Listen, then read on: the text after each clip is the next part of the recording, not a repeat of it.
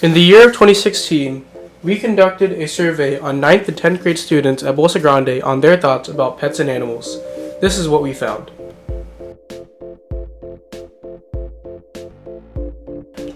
First of all, we asked the question, how many pets do you or your family own?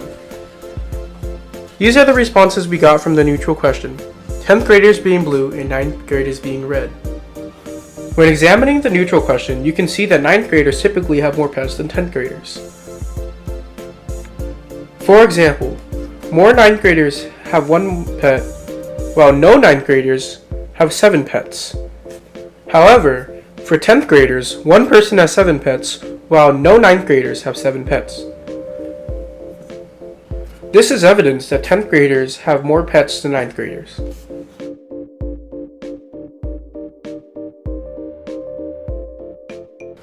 Furthermore, we presented them with a bias question. People who own more pets tend to be more responsible. How many pets do you/your family own? In contrast to the neutral survey, the bias survey shows that 9th graders typically have more pets than 10th graders, as right here and right here. Compared side by side, you can see that people that answered the bias question tend to have more pets than people that answered the neutral question.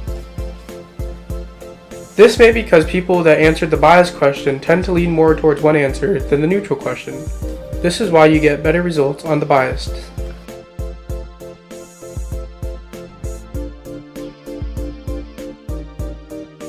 Secondly, we asked 9th and 10th graders the neutral question, would you rather own a cat or a dog? As you can see, 10th and 9th graders both prefer the dog, 53% right here and 57% right here. This is evident that with the neutral question, cats are less popular than dogs.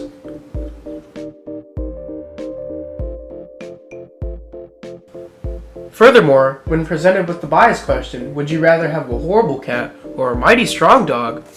Dogs scored cats out of the water.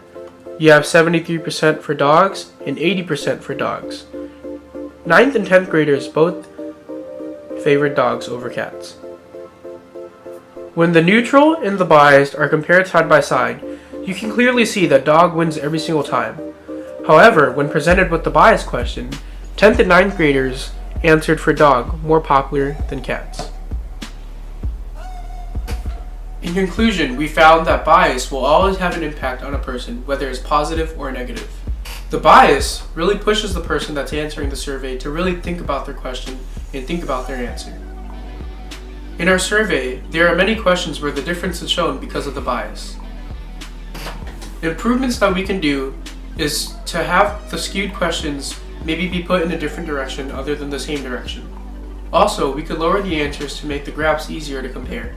Overall, I thought this project was really interesting to see how people answered the questions when the questions were neutral or when the questions were biased. It really showed how people think, and I thought that was really interesting.